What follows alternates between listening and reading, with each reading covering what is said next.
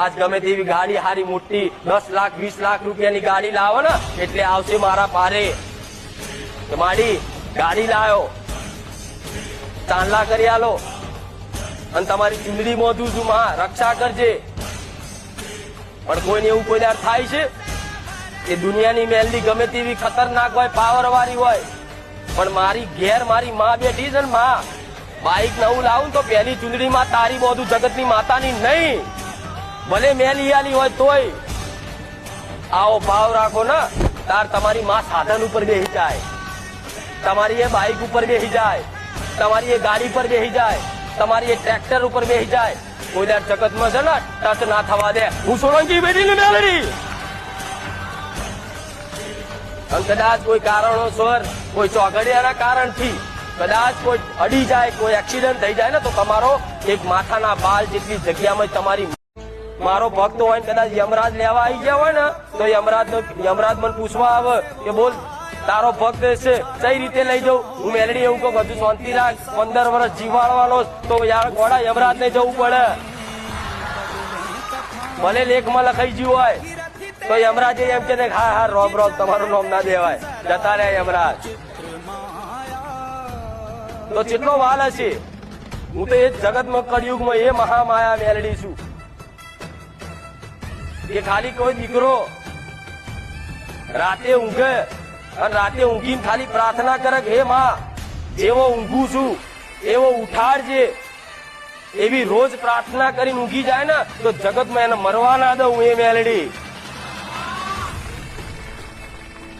મારીને ખાઉં માગીને ના ખાઉં. હું એ મેલડી એવું કગરું નહીં દીકરા એ ચાલશે ને મન હું ચોડેલો જેવી માતા નહીં કે કોકનું વર્ગું અને વર્ગીને રોઈને એમ કોક મને ચવાણો વાલ એવું ના કહું. હું મેલડી છું. તમારી પેઢી કદાચ પૂજાતી હોય ને તો કદાચ તમારા બાપ દાદાની હરકી પૂજી જોડજો નકર આગળની 2 પેઢી 3 પેઢી પછી તમારા દીકરા જોડે તે મારીને ખાઈ. હું એ મેલડી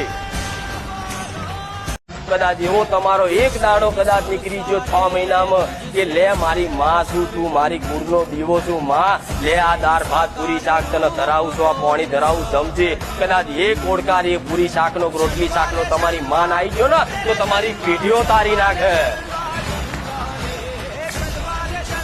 ગમે તે સમયે ગમે તે ચોઘડિયાએ સવારે બપોરે હોજે અડધી રાતે ગમે તે જગ્યાએ યાદ કરી જો તમારા મોબાઈલના ટાવર નહીં આવતા હોય એવી જગ્યાએ યાદ કરીને તો મારું મેલડીનું ટાવર પકડીને આવી છું માતા.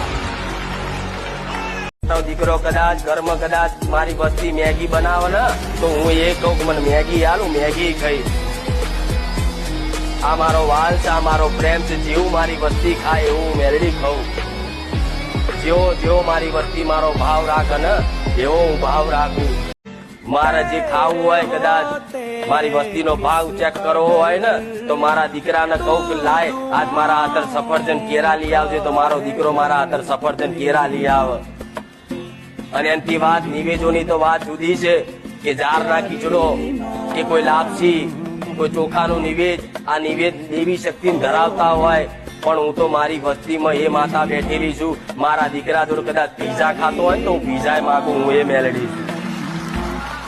નહીં પડે મારી કૃપાની જરૂર નહીં પડે મારા આશીર્વાદની જરૂર. તમારી માં તમારી ઘેર બેઠી ના એ જેવા મીઠા ખોરિયા ખવડાવશે ને દુનિયાની માસી ધાવાનું બંધ કરાવી દેજો. જગતમાં કોઈની એવી કુળદેવી એવી લાચાર નહીં કે તમારા દુઃખ દૂર ના કરી શકે.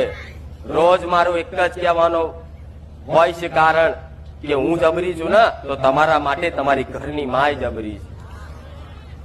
પણ ક્યાંક ગુના હશે કોઈ એવા ખોટા કર્મો હશે ક્યાંક દેવગતિની હોટીઓ એવી પડી જઈ હશે તારે તમારા દેવ પાછા પડતા હશે કોમ નહીં કરતા હોય.